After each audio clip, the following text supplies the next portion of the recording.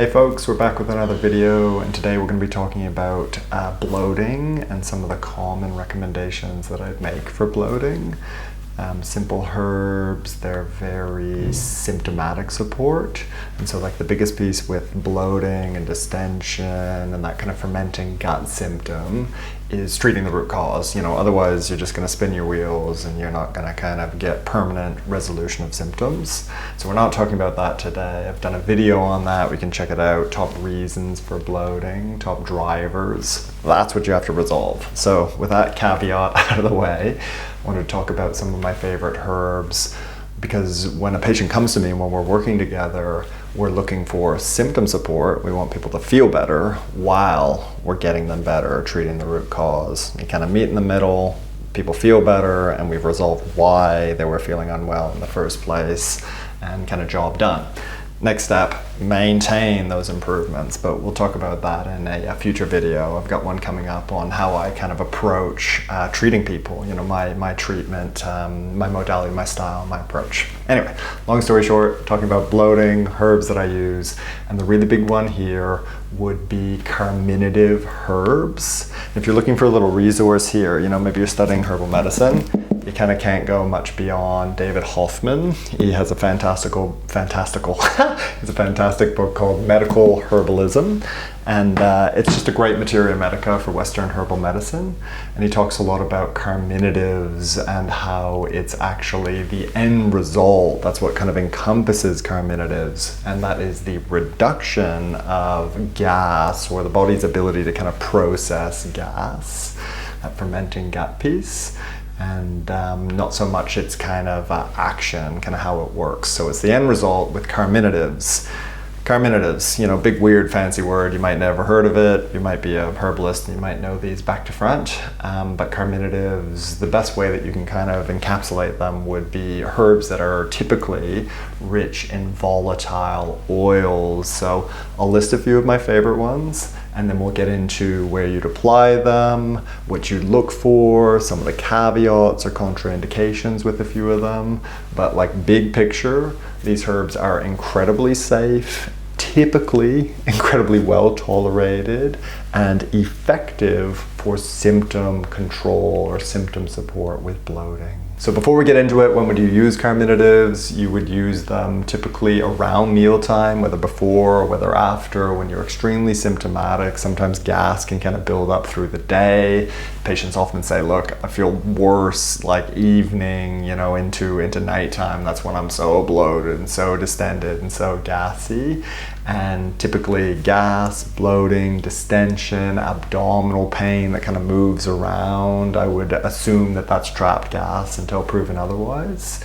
And then when you apply a therapy, say like carminatives, and the gas moves, people say, oh, I'm a little bit more kind of gassy, I'm farting more. That's better because you're actually eliminating things out. And then we treat why, there's gas production initially, but you'd be looking for that burpy, bloaty, abdominal pain, gassy. Those would all be strong indications for carminatives. So top of the pile, and the reason why they're so safe is because they're typically foods, and that's a good distinction between herbs that are typically quite safe and the general public can kind of use them pretty much, as needed, and the stronger, maybe more aggressive, more direct herbal medicine that might be best left to professionals to recommend and work with. And the really big ones there that are safe, they're food, would be things like fennel, things like chamomile, things like caraway, things like peppermint, things like anise. And sometimes you might go out to something like an Indian restaurant, and after the meal, maybe when you're paying at the counter, they'll have a little bowl of those mixed herbs, and part of their traditional culture, or part of the Indian culture, is consuming those carminatives after their meal to help with that gas production and that bloating that they might be experiencing. So it is ubiquitous through cultures, and there's some really great examples that I want to share with you in terms of patients who have applied a simple therapy like a herbal tea and seen benefit ongoing to maintain all the improvements that we've made with more direct, maybe more aggressive therapies for things like SIBO or IBS or like dysbiosis, candida. getting someone better, first step. Keeping them better is equally as important. So let me list off some of the big ones, and then we'll talk about how you can marry the symptomatic support with root cause therapies. And so we mentioned some of those top line ones, things like fennel and chamomile and peppermint and caraway and aniseed. You can kind of picture all those kind of very flavorful, very aromatic, often Mediterranean, things like oregano, things like thyme, things like sage. Some other really big ones would be things like angelica and chamomile. We'll talk about those guys because there's a caveat there. And then one of my favorite ones would be ginger. Cinnamon's also really big there. I'll use a little bit of cinnamon. It's rare that I'll go high dose because cinnamon's incredibly warming. It's rich in salicylates, and I treat very sensitive patients. But if we're looking to marry carminative actions, those are all carminatives, so they all help with gas and bloating. Marry that to root cause therapies. One of the biggest things that I treat is dysbiosis, so imbalanced gut kind of, bacteria, fungal, sometimes parasites as well. And so antimicrobials are top of the pile, right? So things like oregano leaf or oregano oil, thyme leaf, thyme oil, clove bud, clove oil. There's a bit of a theme there. They're all strong antimicrobials. They're also carminatives, so you get that marry of symptom support and root cause therapy. The other really big piece that I would be looking for with carminatives would be herbal bitters. And two of my favorite carminative bitters are chamomile and angelica. Everyone knows chamomile, we'll talk about that. And then on the angelica front, angelica, archangelica, it's a pretty kind of nuanced, interesting herb. Most people haven't heard of it. So those two are bitter herbs, and they can help boost that digestive fire and increase that stomach acid. So the difference between when you'd apply chamomile or angelica to the antimicrobials would be more of like a low secretion, kind of maldigestion picture. And this is typical. Someone will eat something like a high protein, meal, something like a steak, and it'll just sit in their stomach. It'll feel like a brick. It won't move. It won't break down. They feel full. They just feel like things are sitting around. They'll get bloated and distended and gassy. And so they are increasing that digestive fire, increasing stomach acid, increasing bile flow, increasing pancreatic enzyme release to facilitate kind of protein digestion. Top of the pile. Chamomile, fantastic. Most people underappreciate chamomile. They're like, look, it's just like a kind of calming, like hippie herbal, tea, just for kind of calming the nervous system. Like, that is massively under recognizing its potency. If you take chamomile in medicinal doses, it's very bitter and it can help. It's very anti-inflammatory and it can help a lot with that digestive secretion piece, stomach acid, enzyme production, bile flow. It just turns everything up. And the best way that I've heard bitters kind of described and why we have that physiological response to bitters is because a lot of plants in our environment as we were kind of evolving were a lot of bitter plants were poisonous. And so we would eat bitter plants, and digestion's like, we got something coming down the pipe, we have to up-regulate everything to kind of break it down and move it on. And that's why we have all these bitter receptors. Part of why, not always, not the whole thing, but it's part of why we have these bitter receptors throughout our digestive tract that turn up digestive fire when we consume them. Now, the other piece, when we're marrying carminatives to another kind of herbal action or root cause kind of driver, would be slow motility. And there are a few really great kind of herbs that help with motility, prokinetics. It's a video on that you can check out. I'm going to update that because there's a few new ones that I've been working with that I love. But the top, you can't go past it. It's my favorite herbs, top 5 herbs. I kind of couldn't do what I do without this specific herbal carminative that also supports motility. Anyone who's been following along is gonna kind of just read my mind. Ginger. I use so much ginger, it's not even funny. I use a lot more in terms of dose than my colleagues. They tend to, in my opinion, underdose ginger when we're looking to kick motility into gear, reduce that gas and that bloating and that reactions to foods, that fermenting gut, and kind of get ahead of all that gas production, push things through, reduce inflammation. It's a circulatory stimulant. It's very spicy, it's very hot, but ginger, you just can't beat it, in my opinion. It is top of the pile for me, for sure. And so that's when you would marry slow motility with all that gas production as one herb for multiple functions, support symptoms, get you better, treat root cause, and off you go with your life.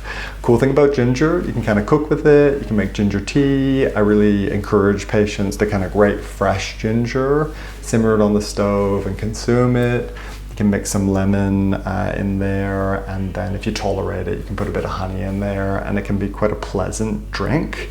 But when you're preparing these carminatives, you want them strong. You don't want to kind of mess around with low doses, like a tea bag of ginger. It's not really going to do it for anyone who's dealing with significant digestive bloating and gas. You want it to be medicinal, basically. You want to taste it too. That's typically why I don't see huge improvements when people work with encapsulated ginger or tableted ginger. You just don't get the same impact on your body as you do when you actually taste the medicine. And so that's where we come to applications. One of the big pieces when I think about herbal medicine is work with a skilled herbalist, but with carminatives, especially a lot of the food-based carminatives, things like ginger and fennel and aniseed and caraway, things you kind of cook with. I don't really have a problem recommending it to the general public, as long as it's tolerated, as long as you're seeing benefit. And I have a few really great case studies.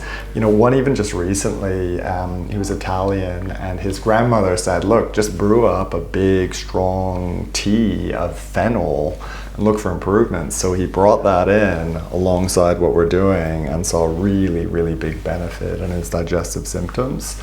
I love it, and you can see that throughout cultures. There, we mentioned Indians, we mentioned, Italians. There's a whole bunch of cultures. It's pretty much ubiquitous.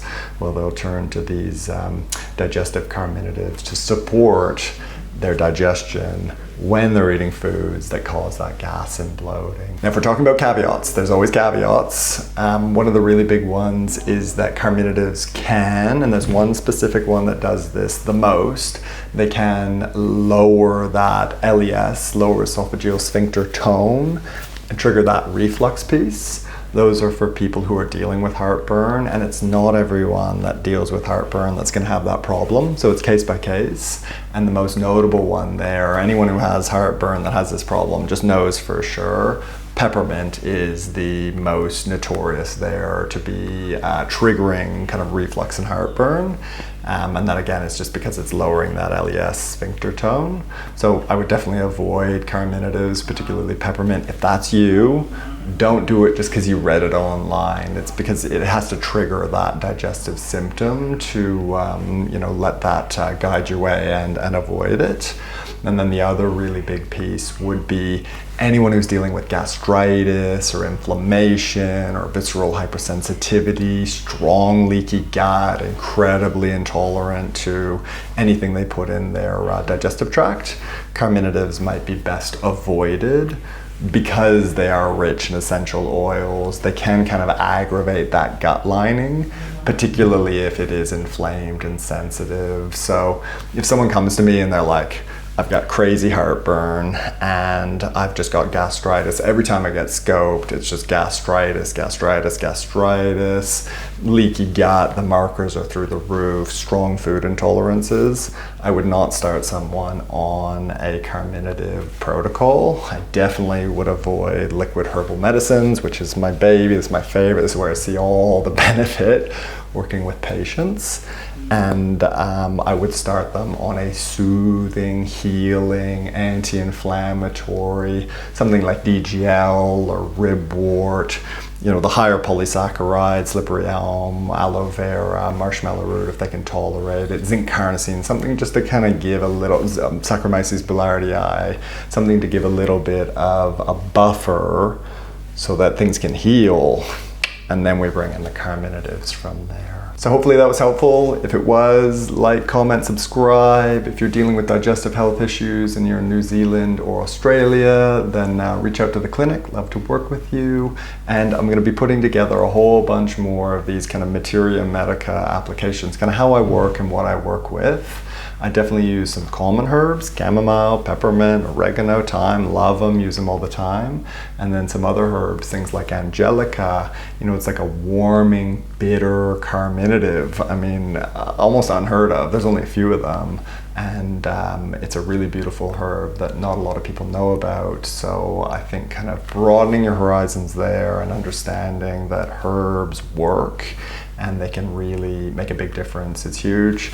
And I just want to share my passion with you there. So if you liked it, leave a comment and stay tuned, because we're going to be putting a lot more out on how I work, what I work with, and marrying herbal medicine with chronic digestive health support to get that, get those improvements that you need.